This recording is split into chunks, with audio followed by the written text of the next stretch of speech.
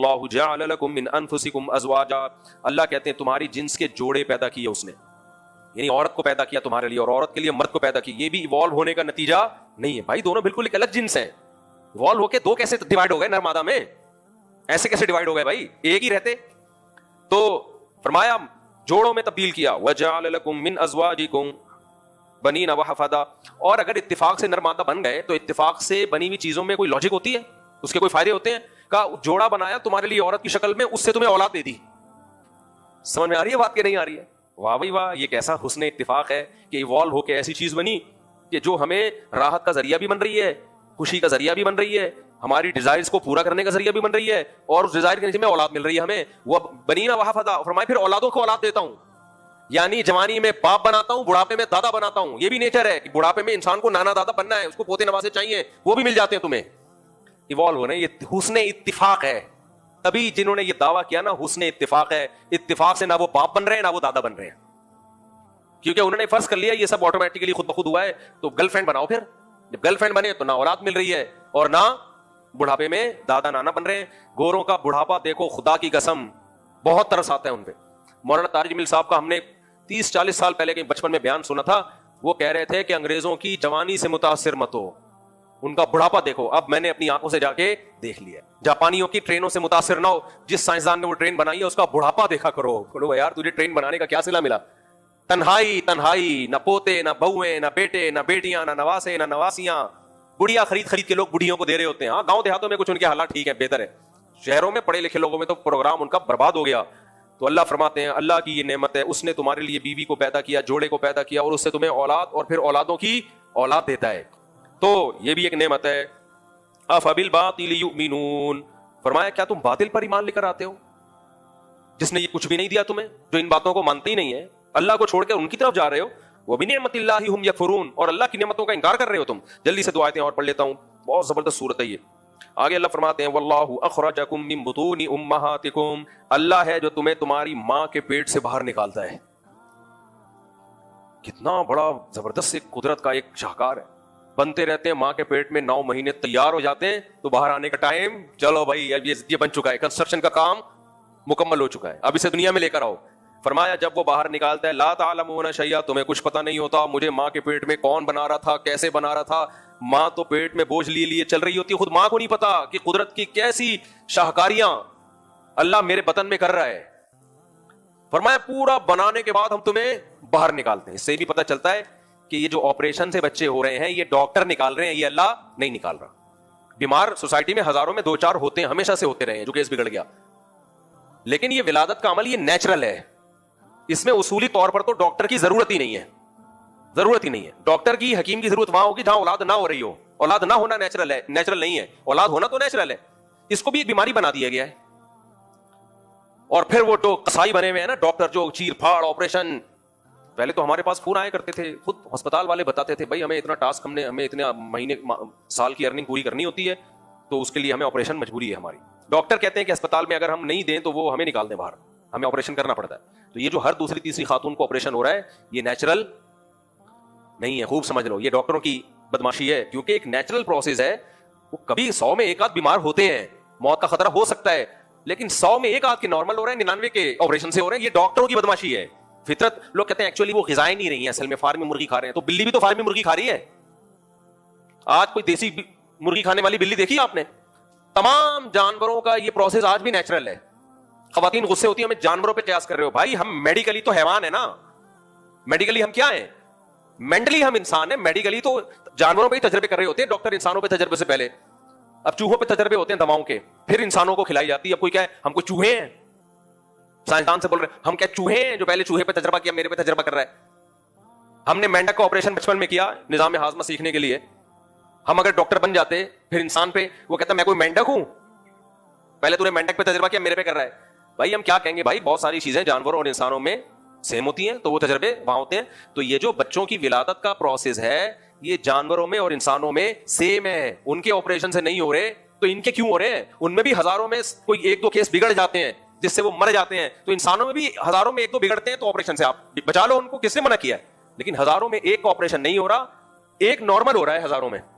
اور جس عورت کے 2 بچے نارمل ہو گئے، تیسرا اس کا بھی آپریشن سے. تو یہ بدماشی ہے ڈاکٹروں کی, حرام خوریاں ہیں ڈاکٹروں کی. جامع ترشید والوں نے ایک ہاسپٹل کھولا تھا, میٹرنٹی ہوم کھولا, اس میں کیا ہوا, ایک کیس آیا اور بڑے ایماندار ڈاکٹر بٹھائے کہ بھائی بہت احتیاط سے نارمل ڈلیوری ہوگی. ڈاکٹر نے بولا 100% آپریشن ہے. وہ خاتون غصے میں باہر چلی گئی, ٹیکسی میں ہی بچہ پیدا ہو گیا اس کے نارمل. جامعہ ترشید والوں نے ہاسپٹل ہی بند کر دیا کہ ہمیں بدنام کریں گے یہ ڈاکٹر لوگ. اپنے گھر کی باتیں نہیں بتانی چاہیے. میرے گھر میں ابھی بچے کی ولادت تھی 1.5 سال پہلے, میں یورپ میں تھا, گھر والوں کا فون آیا, والدہ آ گئی, ہمارے ریلیٹو آ گئے, ہاسپٹل لے کر گئے. لیڈی ڈاکٹر نے بولا 100% آپریشن ہے, یہ نارمل کیس نہیں ہے, آپ کی جان چلی جائے گی, یہ ہو جائے گا. میرے پاس فون آیا یورپ میں, میں نے کہا بھائی میں کچھ نہیں کہتا اس بارے میں. گھر والوں نے ہمت کی, یہیں کا ہاسپٹل میں نام بھی بتا سکتا ہوں, فائدہ نہیں ہے بتانے کا. گھر والوں نے کہا نہیں, والدہ کو لے کے دوسرا ہاسپٹل چینج کیا, نارمل ڈلیوری ہو گئی. صحیح ہے نا. تو میرے ساتھ, میں تو 19:15 کی رپورٹ لے کے ایسے ہی تھوڑی گھوم رہا ہوں, میں 19:15 کی رپورٹ. ڈاکٹروں کی بدماشیاں ہیں, اس کے خلاف احتجاج کرو. سمجھ رہے ہو, آپریشن سے بچے پیدا ہونے کا نقصان کتنا ہوتا ہے, عورت کو ہوتا ہے. سب سے پہلا نقصان اس کی فزیکل فٹنس کی, ایسی کی تیسی. آج خواتین کتنا فٹنس کا خیال کرتی ہیں, ویٹ نہ بڑھے اور یہ نہ ہو اور وہ نہ ہو. آپریشن کے بعد سب سے پہلا سائڈ افیکٹ کیا ہوگا, ویٹ. تو اور آگے پھر بچوں پیدا ہونے میں مسائل. آپ دادیاں نانیوں کو دیکھو, 10 11 بھی بچے ہوتے تھے, بالکل سلم اسمارٹ. یہ جو نیچرل ڈلیوری ہے نا, نارمل ڈلیوری, اس سے عورت کے کو کوئی نقصان نہیں ہوتا. 10 کے بعد بھی وہ, میں نہیں کہہ رہا 10 ہو جائیں, 10 کے بعد بھی وہ ایسی ہی لگے گی جیسے پہلا بچہ ہوا ہے, کوئی فرق نہیں, نیچرل ہے. تو لیکن آج ڈاکٹروں نے اس کو ایک دھندا بنا لیا. اور باہر ملکوں میں نہیں ہے یہ, ہانگ کانگ میں, چائنا میں, جو ہمارے ریلیٹو میں بتاتے ہیں, وہاں تو عورت کہہ رہی ہوتی ہے آپریشن کرو, ڈاکٹر کہتا ہے نہیں, کیونکہ اگر ڈاکٹر نے آپریشن کر دیا اس پہ کیس ہو جائے گا. پیشنٹ کے کہنے کے باوجود آپریشن نہیں کرتے, کیس ہو جائے گا کہ کمبخت ایک نیچرل تھا, تو نے یہ کہ عورت ہے, یہ کوئی بکرا نہیں ہے, کسائی, تو کسائی نہیں ہے کہ جب چاہے جہاں سے. جب بکرا ہم ذبح کرتے ہیں تو کبھی ہم یہاں سے کاٹ رہے ہوتے ہیں, کبھی یہاں سے کاٹ رہے ہوتے ہیں, تو وہاں کیس ہو جاتا ہے. امریکہ میں, کینیڈا میں, جاپان میں کیس ہو جاتا ہے. صرف ہمارے انڈیا کا مجھے نہیں پتا کیا چل رہا ہے, ہمارے ملک میں بدماشی ہے, دبا کے بدماشی ہو رہی ہے. تو کوئی ہوتے ہیں کیس 2-4 ایسے بھی ہوتے ہیں, 100 میں 1 ایسے ہوتے ہیں جن میں آپریشن نہیں ہوا تو موت کا باقی خطرہ ہوتا ہے. 100 میں 1 ہونا چاہیے وہ, یہاں 100 میں 1 نارمل ہے, 99 کیا ہے, بدماشی. تو یہ ڈاکٹر کیوں کرتے ہیں, ایک تو یہ وجہ میں نے بتائی, پیسہ کمانے کے لیے. دوسری وجہ, ڈاکٹروں کے پاس ٹائم نہیں ہوتا. جو نارمل ڈلیوری ہے اس میں بعض دفعہ یہ ہوتا ہے 1 ہفتہ بعد آنا, بھائی چلو 10 دن بعد آنا. ڈاکٹر کہتا ہے میں تیرے پاگل بیٹھا ہوں یہاں. جو لیڈی ڈاکٹر ہے نا گائنی کی, وہ کہتی ہے چھوڑو یار اس کو, لاؤ مارکیٹ میں, ابھی ٹائم نہیں ہے ہمارے پاس. صحیح ہے, اور بھی بہت سارے غم ہے زمانے میں. تو یہ سب بدماشی ہے, تو اس کا حل ہونا چاہیے, اس کے خلاف آواز اٹھاؤ. چلو میرے بھائی, اب پیشنٹ تو ڈاکٹر سے لڑ نہیں سکتا نا. ڈاکٹر کہتے ہیں موت کا خطرہ ہے, وہ کیا کرے گا بھائی, خطرہ ہے تو کیا کرے, وہ تو ڈر گیا بیچارہ, اس کا تو وہ تو رسک تھوڑی لے گا وہ, کیونکہ بعض دفعہ ہوتا بھی ہے خطرہ, بعض دفعہ یہ ہوتا ہے, اتنا نہیں ہوتا جتنا ان لوگوں نے بنا دیا. بس آیت کو میں مکمل کرتا ہوں. تو اللہ نے فرمایا اخرجکم من بطون امہاتکم, اللہ نے تمہیں تمہارے ماؤں کے پیٹ سے باہر دنیا میں لاتا ہے. لا تعلمون شیئا, تمہیں کچھ بھی پتا نہیں ہوتا اس نے کیسے تمہیں بنایا, کتنی بڑی تمہیں نعمت دے دی زندگی کی, سب کچھ کر رہا ہوتا ہے اور تم بڑے ہو کر اسی کو بھول جاتے ہو. پھر آگے اللہ فرماتے ہیں الم یروا الی الطیر مسخرات فی جو السماء, دیکھتے نہیں یہ پرندے ہواؤں میں کیسے اڑتے ہیں, فضا میں کیسے بیلنس ان کا قائم ہوتا ہے. آپ نے دیکھا چیلوں کو کیسے کبھی یوں اترتے ہوئے اپنے پروں کو, جیسے جہاز میں نہیں پیچھے پر نکل رہے ہوتے, ایسے ہی روکتے ہیں. تو یہ کیسے ہواؤں میں اڑ رہے ہیں, ما یمسکہن الا اللہ, ہواؤں میں ان کو اللہ کے سوا کوئی بھی نہیں تھامتا. ان فی ذلک لآیات لقوم یؤمنون, اس میں ایمان ڈالنے والوں کے لیے بڑی بڑی نشانیاں ہیں. آگے اللہ تعالیٰ فرماتے ہیں هو الذی انزل من السماء ماء, آسمان سے تمہارے لیے پانی برساتا ہوں, آسمان سے تمہارے لیے. لکم منہ شراب, اس میں مشروب بھی ہے, پیتے بھی ہو. اور آگے بہت ساری نعمتیں اللہ نے بیان کی. زرع والزیتون والنخیل والعناب, اسی پانی سے کھیتیاں پیدا ہوتی ہیں. اسی, اصل میں ابھی ہمیں یہ آیتوں میں پتہ ہے کیوں مزہ نہیں آ رہا ہے, اتنا زیادہ دلچسپی نہیں ہو رہی, کیونکہ سب چیزیں مل رہی ہیں. ہم کہہ رہے ہیں کیا باتیں اللہ تعالیٰ قرآن میں لے کے ہم سے کیا خطاب کر رہے ہیں, تمہارے لیے آسمان سے بارش برساتا ہوں جس سے کھیتیاں پیدا ہو رہی ہیں, تباہی ہو رہی ہیں کھیتیاں. مفتی صاحب شادیوں پہ بیان کرو, یہ کیا آپ نے بور بیان شروع کر دیا ہے. آپ کہہ رہے ہو اللہ آسمان سے پانی برساتا ہے, کیا پیدا ہوتا ہے اس سے, کھیتیاں. والزیتون, زیتون پیدا ہوتا ہے, ٹھیک ہے, معلومات ہیں, ٹھیک. والنخیل, کھجور, صحیح ہوتا ہے, پتہ ہے ہمیں کھجور پانی سے پیدا ہوتا ہے, کیا خیال ہے. اور والعناب, انگور, ٹھیک ہے, صحیح ہے. ومن کل الثمرات, کل ثمرات, ہر طرح کے پھل پیدا ہوتے ہیں, ٹھیک ہے, ہوتے ہیں. اصل میں مل رہے ہیں ابھی, اس لیے ان آیتوں کی قدر نہیں ہے. جب یہ بند ہو گئے نا, آسمان سے پانی برسنا بند, تو اس کے بعد کیا ہوگا, کھجور کے کھیت سوکھنا شروع. ینبت لکم بھی الزرع, کھیتیاں خشک ہونا شروع, کپاس کی فصلیں ختم, ٹیکسٹائل مل والوں کا بیڑا بولو غرق. پھر اس کے بعد اناج, غلہ, گندم, جو, ملٹی گرین آٹا چاہیے. بھائی آٹا ہی نہیں مل رہا مارکیٹ میں. کیوں نہیں مل رہا؟ گندم نہیں ہے. ابے امریکہ سے منگوا لو. بھائی امریکہ میں بھی بارش ختم, بارش نہیں ہو رہی, کہاں سے منگوائیں؟ اس کے بعد پھر ہمیں یہ آیتیں سمجھ میں آئیں گی. اے اللہ, آٹے سے بھی گئے, گھاس پھوس گیا, گوشت گیا, سب کچھ ختم. ایک بارش ہے جس نے زندگیاں دی ہوئی ہیں ہمیں. صرف ایک بارش روک لینا اللہ, تو سارے انسان عاجز آ جائیں گے. پھر وہ چائنا پلاسٹک کے انڈے بنا کے بیچے گا, اور کوئی آپشن نہیں ہوگا ہمارے پاس. اور وہ کہاں سے بیچے گا؟ وہ پہلے سچی مٹی کے انڈے کھائے گا تو پلاسٹک کے انڈے بنائے گا نا. پلاسٹک کے انڈے کھا کے تھوڑی ان کی مشینوں پہ وہ کام کر سکتے ہیں. تو نتیجہ کیا نکلے گا؟ پھر ہم قرآن کھول کے دیکھیں گے اللہ نے کچھ فرمایا تھا قرآن میں.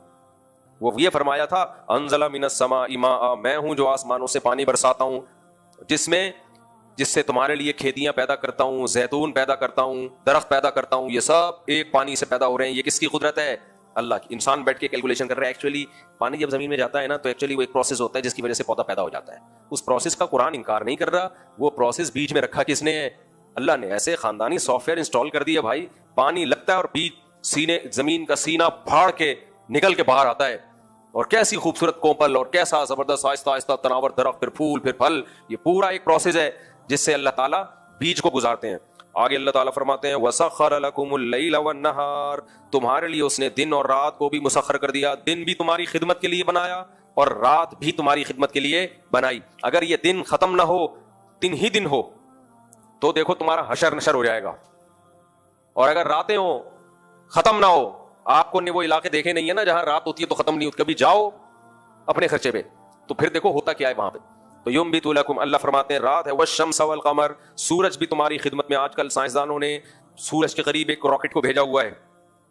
بڑی زبردست ویڈیوز آ رہی ہیں. وہ سورج سے جو شعلے نکل رہے ہیں نا, ہزاروں کلومیٹر اوپر تک جاتے ہیں وہ شعلے, اور اس سے جو آوازیں آ رہی ہیں, وہ ساری تصویریں ناسا کو وہ مشین بھیج رہی ہے. بول رہی ہے بھائی یہ آگ کا گولا ہے, ٹھیک ہے, اتنا 9 لاکھ گنا بڑا زمین سے. زمین کو سیکنے کے لیے اللہ نے بنا دیا, مجھے اور آپ کو روشنی دینے کے لیے. اتنی انرجی, پتہ نہیں کہتے ہیں کتنے سینکڑوں ایٹمی دھماکے, جو ہم جو ایٹم بم پھاڑتے ہیں نا جس سے پورا ناگاساکی تباہ ہو گیا تھا, ایسے کتنے دھماکے روزانہ ہو رہے ہیں اس میں, اور انرجی بن رہی ہے, اور لائٹ پیدا ہو رہی ہے اس سے. اور وہ اس کائنات کے ایک چھوٹے سے ذرے کا ذرہ ہے وہ سورج. تو اللہ فرماتے ہیں تمہاری خدمت میں لگا دیا سورج کو اور چاند کو. والنجوم مسخرات بامرہ, اور جتنے ستارے ہیں وہ بھی انسان کی خدمت کے لیے. کیسے ہیں ہمیں نہیں پتا, اللہ بہتر جانتا ہے. ان فی ذلک لآیات لقوم یعقلون, اس میں بڑی بڑی نشانیاں ہیں ان لوگوں کے لیے جو عقل سے کام لیتے ہیں. دل سے کام لیتے ہیں یہ نہیں فرمایا, کیونکہ خواہشات کی طرف چلا جاتا ہے دل. عقل سے کام لیتے ہیں. اور بھی بہت ساری اللہ نے اپنی نعمتیں بیان کی کہ کیسے تم جانوروں کے چمڑوں سے گھر بناتے ہو, یوم ظعنکم و یوم اقامتکم, ایسے موویبل گھر ہوتے ہیں جو سفروں میں بھی تمہارے کام ہوتے ہیں.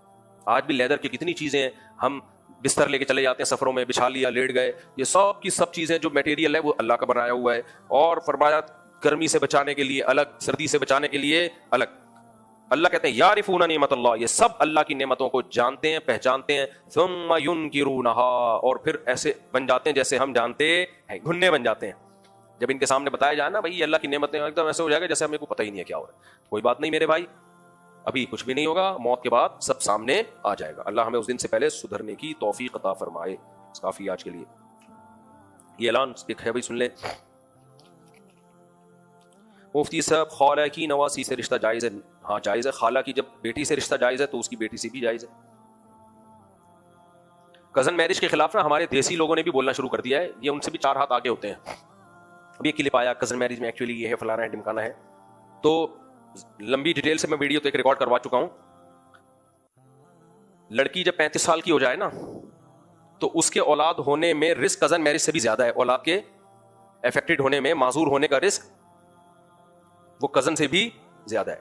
تو جب بھی کزن میرج کے بارے میں آپ سے کوئی بات کیا کرے نا, اسلام نے کزن میرج, یا آپ کزن سے شادی کرنا چاہ رہے ہو اور کباب میں ہڈی بن رہا ہو کہ نہیں اس سے یہ ہوگا, فلانا ہوگا, ڈمکانا ہوگا, تو بولے کہ بھائی یہ ریسرچ ہے کہ 35 سال کی لڑکی اگر ہو جائے تو اس سے اولاد میں بھی معذوری, بچے کے معذوری کا امکان زیادہ ہوتا ہے, اور وہ امکان کزن میرج کی نسبت زیادہ. تو جتنے بھی ملحد اور دیسی اور یہ ٹوپی ڈرامے لوگ چل رہے ہیں آج کل, یہ لوگ لڑکی کی جلدی شادی کے قائل نہیں ہے. یہ سمجھ رہے ہو, بی بی سی کی رپورٹ میں نے خود پڑھی تھی, ایک سائنسی رپورٹ تھی کہ لڑکی کی بالغ ہونے کے بعد جتنی کم عمری میں شادی ہوگی اولاد کے ہیلدی ہونے کے چانس اتنے ہی زیادہ ہیں. مگر اس رپورٹ کی بیس پہ ان کم بختوں نے, بے غیرتوں نے کبھی جلدی شادی کو پروموٹ کیا ہے؟ کزن کے پیچھے ہاتھ دھو کے پڑے ہوئے ہیں, کیونکہ مسلمانوں کا فیملی سسٹم بہت مضبوط ہے. میں مانتا ہوں کزن میں کچھ چانس ہوتا ہے, لیکن وہ رسک اتنا کم ہے کہ اس کی بیس پہ سوسائٹی میں جو کزن میرج کو ختم کرنے کے نقصانات ہیں وہ زیادہ ہیں. کزن میرج میں طلاق کا چانس کم ہوتا ہے, آپ دیکھے بھالے ہوتے ہیں, بہت سارے مسائل. نہیں پسند ہی نہیں ہے کزن تو ایک الگ بات ہے. تو اس لیے یہ ان لوگوں کی باتوں میں آنے کی بالکل ضرورت نہیں ہے. اور مشاہدے سے بڑھ کر کیا دلیل ہوگی؟ مسلمانوں میں ہمیشہ سے شادیاں کس میں ہوتی آ رہی ہیں؟ کزنوں میں. کتنے لگنے لولے ہیں بھائی, کتنے معذور ہیں. وہی ریشو ہمارے یہاں جو ان کے یہاں ہے, جو غیر مسلموں کے یہاں ریشو ہے وہی ہمارے یہاں. میں مانتا ہوں چانس ہوتا ہے, لیکن وہ رسک, وہ جو فائدے ہیں نا, ہمیشہ جب کوئی کام کیا جاتا ہے تو اس میں رسک کتنا ہے اور بینیفٹس کتنے ہیں, دونوں کو پلس مائنس کر کے فیصلہ کیا جاتا ہے. اس کی مثال ہے 35 سال کی لڑکی کی اگر اولاد ہوگی تو بچے کے معذور ہونے کا چانس ہے, معذور بچے کے پیدا ہونے کا چانس ہوتا ہے. لیکن ملحد لوگ اس کے, یا ایتھیسٹ لوگ یا لبرل لوگ اس کے خلاف اس لیے بولتے ہیں بھائی اگر ہم یہ بولیں گے تو 35 سال کی لڑکیوں سے پھر شادی نہیں کرے گا کوئی, سمجھ رہے ہیں, پھر تو ان کی اولاد ہی نہیں ہوگی, پھر تو مسائل کھڑے ہو جائیں گے. تو یار ہوتا ہے تو وہ اتنا کم ہوتا ہے کہ ہونے دو. تو ہمارے یہاں بھی کزن میرج ہوتی ہے اور اس میں رسک ہے, ہوتا ہے, لیکن وہ اتنا کم ہوتا ہے کہ اس کی بیس پہ ہم شادیاں نہیں روک سکتے. اس سے شادیاں روک لیں گے, وہ رسک جو اس کے جو نقصانات ہیں وہ زیادہ ہیں.